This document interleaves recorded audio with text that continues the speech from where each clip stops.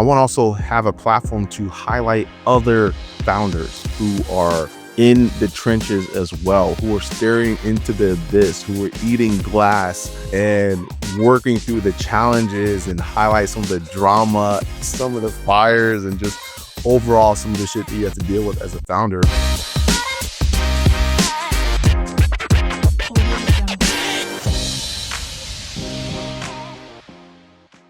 What is going on? Welcome to Founder Fires. Now, what we're doing in today, it's a solo episode with just me. You get me, your boy, Iggy Odigizua.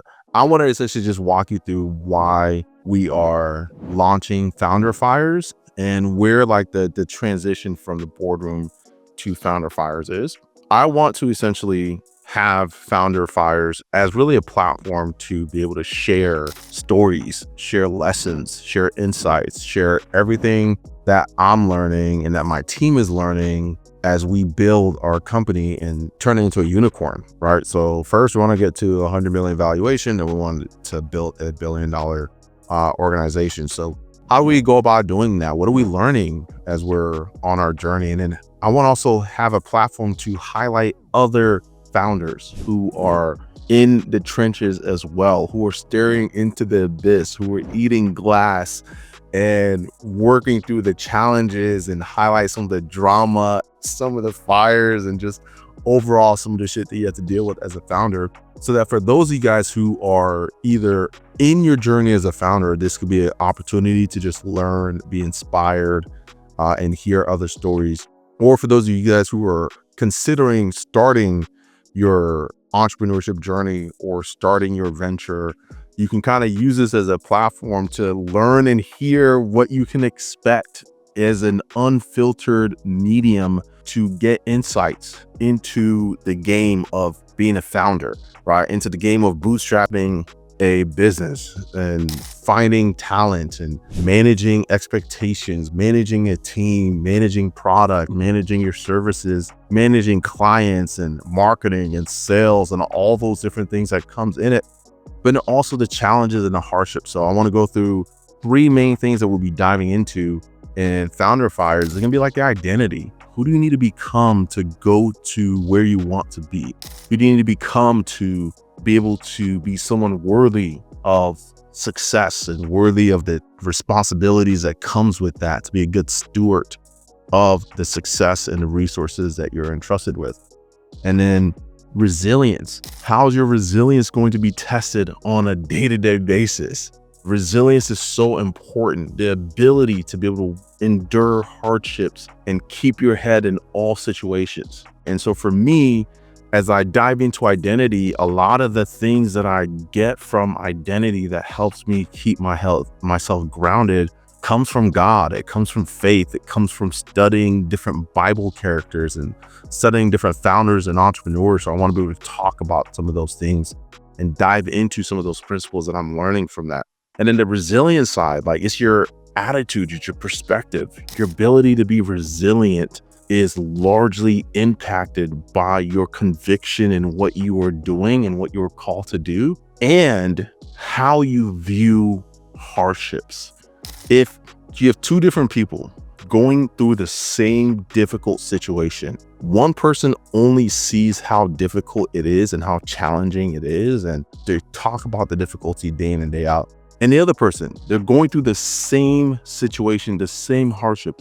The other person views it as preparation for the next level that they're going to achieve. Who do you think is going to go through and endure that challenge? It's going to be the person who views it as preparation for the next level, right? They don't even view it as hardship. They don't view it as a difficulty. They view it as training and preparation for the next level. And then leverage.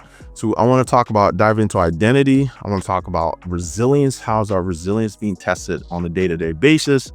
And then how are we creating leverage as entrepreneurs, as founders? Like, what are we doing to create leverage in our day-to-day business and our day-to-day lives? And really the name of the game of entrepreneurship is leverage, right? And that you're creating value. But I view everything through levers. And how do I create the most leverage possible? How do I set things up so that I have consistent inputs They create consistent and predictable outputs. And how do we create that at different levels throughout the entire organization? So for me, I've gone through the fire, and I'm still going through the fire, but I've gone through a lot of fires and don't really get an opportunity to talk too much about it. And one of the first fire that I had to go through when I was starting my entrepreneurship was making the transition online and giving a mentor the last money in my savings and having to borrow money from my brother, $5,000 to be exact. I had to borrow money from my brother to invest into this program. And it was a scam, like straight up scam. When I say like scam, I mean like took my money and just gave me a bunch of PDFs and that was it. And I was heartbroken. I was so sad.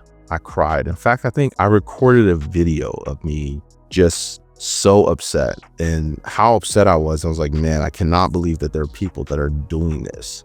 And so that moment there, I recorded a video and said, I never want to make anyone that I work with ever feel the way that I feel right now, feel taken advantage of, feel used, feel like an absolute fool. I never want anyone that I work with to feel that way. And that moment created a resilience in me. It created a fire in me to make this thing work and to figure out how to make this thing work so no one else has to feel that way if they work with me.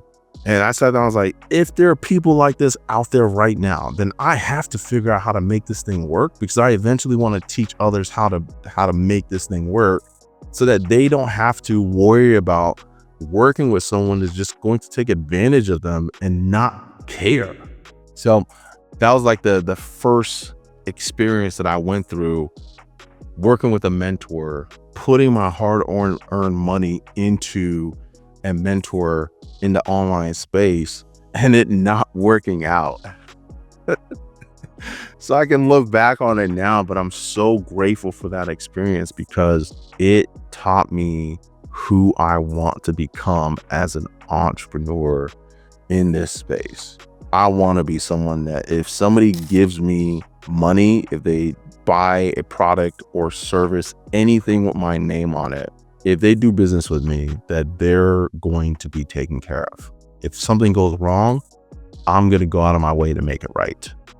And that lesson was very, very powerful for me. I'm very grateful for it. So despite the fact that it was probably like one of the hardest things I went through emotionally at that time, it created a fire in me that was like, I'm going to figure it out and I'm going to make this work no matter what, just so no one else that I work with ever has to feel this way. And so once I figured that out, then it was all about how do I create leverage? How do I do things in a way that's repeatable? I'm not someone who likes to do the same thing over and over and over and over and over and over and over again, unless it's with efficiency, unless I'm doing it with a purpose. So that was the next game, is figuring out how do I create leverage, right? How do I take what I want to do and translate it into this new vehicle in a way that gets people results predictably? So the first thing that I tried to do is I took my in-person training program and turned it into an online training program. And the first person that I was able to sell into that product was able to go through it and get results. And they were the very first person that I sold, and it was awesome. They got great results. It was life-changing. And that was the first time I was like, wow, I think we can do this thing. So there's so many stories like that where entrepreneurs and founders, they have this great idea, they have ambitions, they have a vision that they're being called and being pulled towards, and their identity is tested, their resilience is tested, and then they got to figure out how to create enough leverage to get this thing getting momentum and to build this movement and build a community and build something that has a life of its own. It's a lot of work. It's so challenging. And so I'm excited to create this platform to allow those stories to be told unfiltered, to allow those challenges to be heard and the lessons that we can learn from them to be gleaned, and also have a platform to be able to share those lessons that I'm learning myself. So hopefully you love this as much as I'm going to love producing and giving you the content and the lessons and all the learnings that we're getting. And I really believe this could be a platform that's going to change a lot of lives and give founders an opportunity to just share their amazing stories and give us an opportunity to learn from all the lessons that they're learning and have a platform that documents it. All right. So till next time, stay calm, change lives, and have business on your terms. If you want to tune in, subscribe, and leave me a comment of who you would like me to interview if possible, if you want to hear their story as a founder. Till next time, peace.